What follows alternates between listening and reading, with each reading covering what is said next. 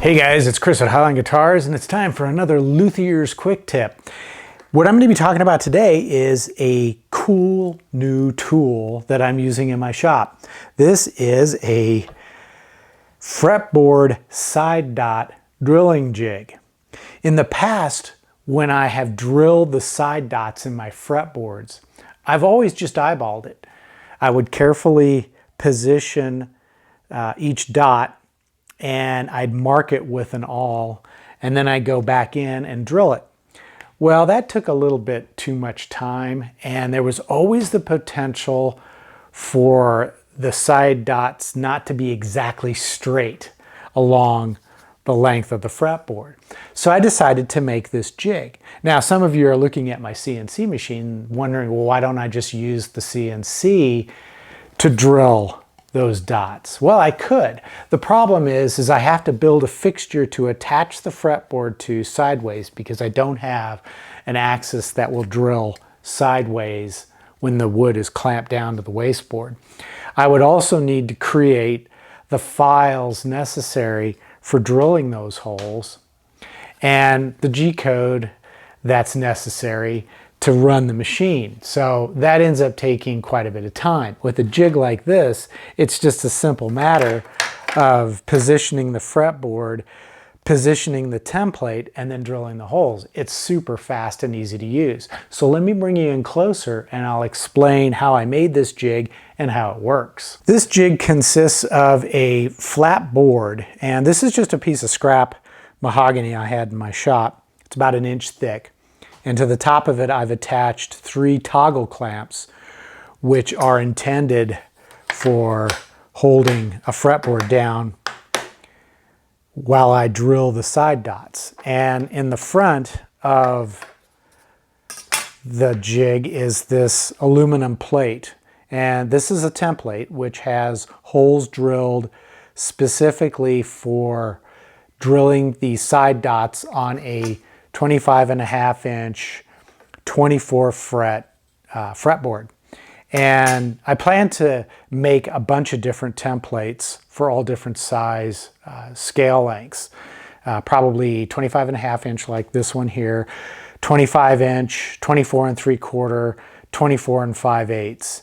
And they will all feature side dot holes for 24 frets. But if you want to do like a 21 or a 22 fretboard, you just simply ignore the last 2 holes on the template. So what I've also done on this template, and actually let me explain, to make this, I simply went down to my local Harbor Freight and I bought one of these 48 inch long aluminum rulers. This was $5.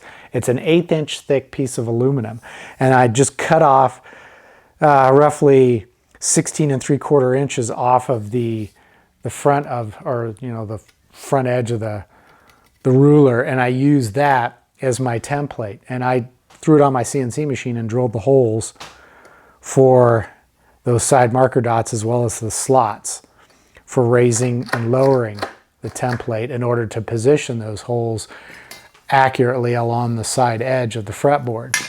Now, you don't need to use a CNC machine to cut this. You can do this you can cut the slots on a bandsaw and drill the holes with a drill press. You just would need to precisely mark the position of those holes and slots, which is not that big a deal. Then on the ends, both ends, I have cut marks on the top and the side edge. And these are positioned on the exact center of the hole at each end of the fretboard. And these little notches aid in positioning the fretboard onto the jig itself, so I can position it very precisely before I clamp it down. I can also use those slots to determine the position of the hole relative to the edge height of my fretboard so that those holes will be drilled exactly in the center. So, or, if you want to, you can go below the center or above it. Just depends on what your aesthetic is for your fretboard. To use the jig, what I have to do first of all is position the fretboard relative to the notches that are in the top of the template. And the ones that I'm most concerned with are the ones here at the end of the fretboard, at around the 23rd and 24th fret. I have several notches which I can use to align the position of the fretboard relative to the template so that when I drill the holes, they will be positioned correctly with each of the top surface marker dots. And since this template can only move vertically, it can't move horizontally, its position horizontally is fixed. So once I have the marks lined up correctly and I have the fretboard pulled up against the surface of the template, I can then lock it down with the toggle clamps. Now what I have to do is I have to position the holes so that when I drill the holes, they're going to be centered on the edge height of the fretboard. And again, I'm going to use these little notches. And I'll do that by carefully eyeballing the position of those notches on the sides so that they are centered. And then I'll just lightly tighten the screw at the front just to hold it in position.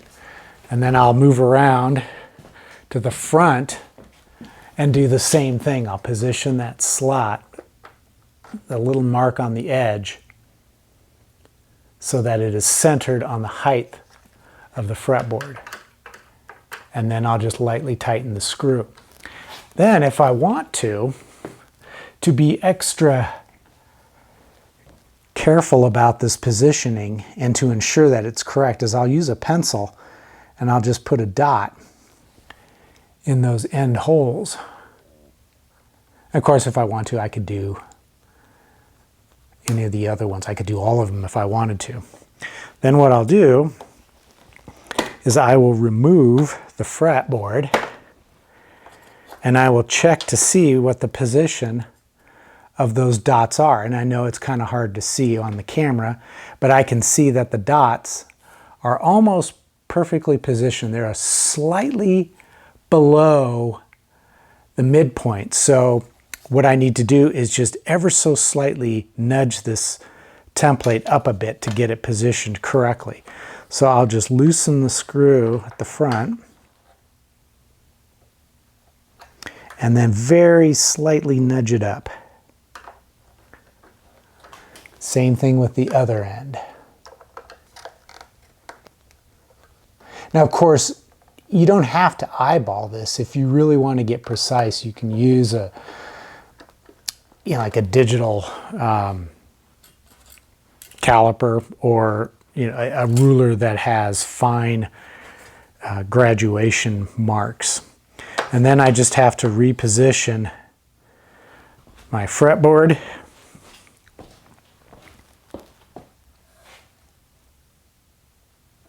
Clamp it down again. And then just to be extra careful, extra sure, as I'll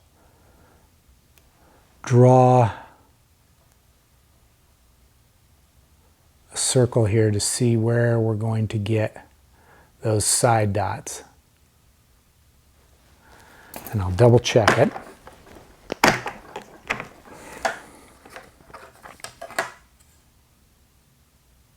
And yep, those are dead on the center. So I know I have the position of the template correct.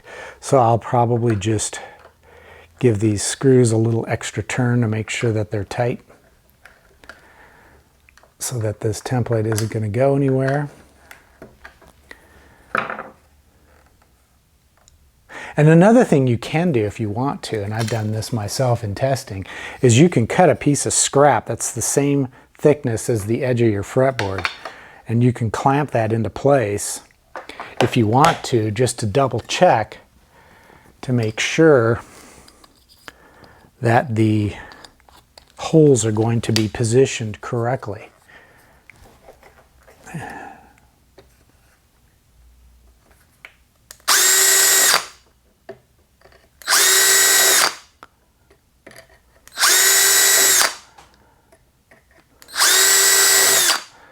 Just do those. Yep, right in the center. So we can go ahead and drill the holes into this actual fretboard. The bit that I'm going to be using is a 5/64 inch diameter bit, which is the diameter of the dots that I'm going to install on this fretboard, and that's typically what I use. And I've checked the bit in pretty much as far as it will go because I only need to drill a very shallow hole into this fretboard. So I just need to account for the thickness of this template and then just a small amount beyond to drill into the fretboard. And obviously you want to keep the drill as straight as possible and level as you drill the hole. However, because this template is only 1/8 of an inch thick, even if you were to angle the bit or angle the drill, it's not going to change the position of the tip of the bit where it meets the fretboard. So I've done some tests with my scrap and found that it really makes no difference at all. But, you know, I think it's a good idea to just keep it as level as possible. And then I'll just move down, making a shallow hole for each fret marker dot.